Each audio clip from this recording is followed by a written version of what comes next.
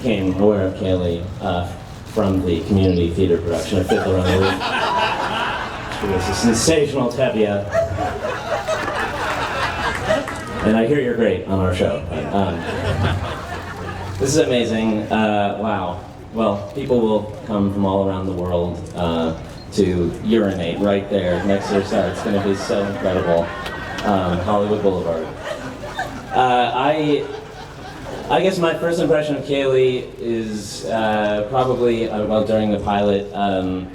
I'm a big pacer, and I'm always nervous, and I wear holes in my shoes, and I think we all work obsessively and run around the stage talking to ourselves, and I looked over at Kaley, and she's just hanging out, just looking at her watch, and then they yell action, and it's just 100% natural ability, eerie, just in her bones. I don't know where the self-loathing, self-destructive neuroses is that I have, but you know, they'll rewrite 20 pages of rewrites, and I'm like, oh God, all these lines, and Kaley like, they rewrote it? Bring out the pages, she'll just touch it by osmosis.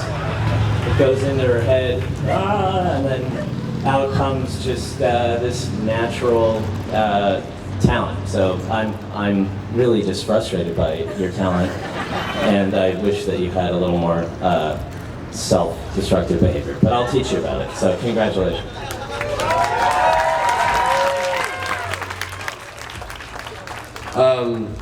I was also going to say something trivial, and yeah, that's my wife. Hi, love you too. When I was 12 and I was living in India, my parents saved up some money to do a round the world trip, and we came to Los Angeles.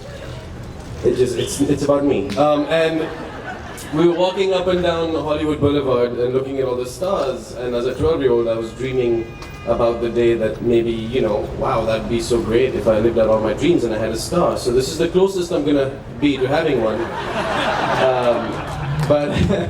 But I hope that, I just want to say in all honesty, I hope when you do see that star that you remember, you inspire all the boys and girls from all over the world to come here and look at them, that one day all the dreams can come true. I love you.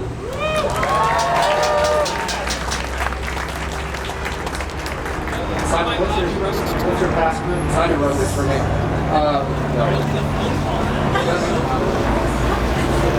I did. I wrote it down because I knew I was going to be emotional.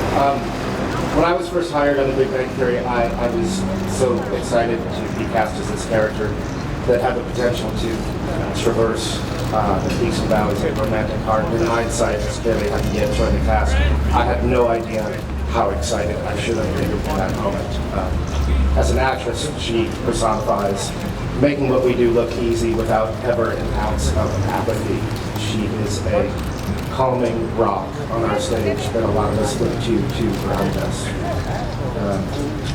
There's only one manner in which I can be more proud than to be her castmate, that's to be her friend. She is luminescent in every way, and one of the most generous people that any of us will ever meet. She is as strong as she is sensitive. And I'm so proud of you, and I'm so happy and honored to be here with you. And I love you very much, ladies. Congratulations.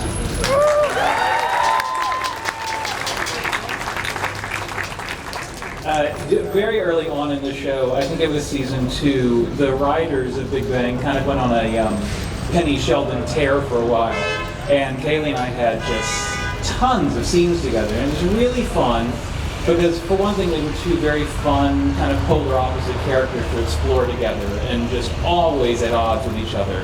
But the biggest treat, for me, was that it was as much as I'd gotten to work with her at that point, and this is very early on season 2, and I just was floored at what an incredible scene partner she is. And I always think of that when I think about her, and people ask me what she's like to work with, because she has the reflexes of a cat during a scene. I mean, you throw something at her, she throws it back. She's there for you. She never drops the ball. And it's amazing. And in comedy specifically, she's got the rhythms of a musician. It's just beautiful.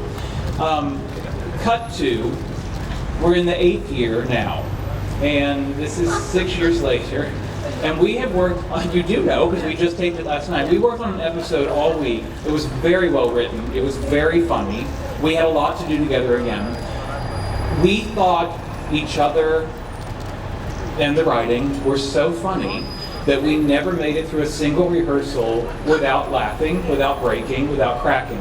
And I thought to myself, first I thought, this is truly amazing to work with somebody that you're able to have this much enjoyment and love and laughter with this many years into a show. But the second thing I have to tell you I thought was, this is the kind of unfocused, unprofessional work that gets you a star on the Walk of Fame. So kudos, bravo to you. In all seriousness, you are just a treat to work with, and nobody deserves it more.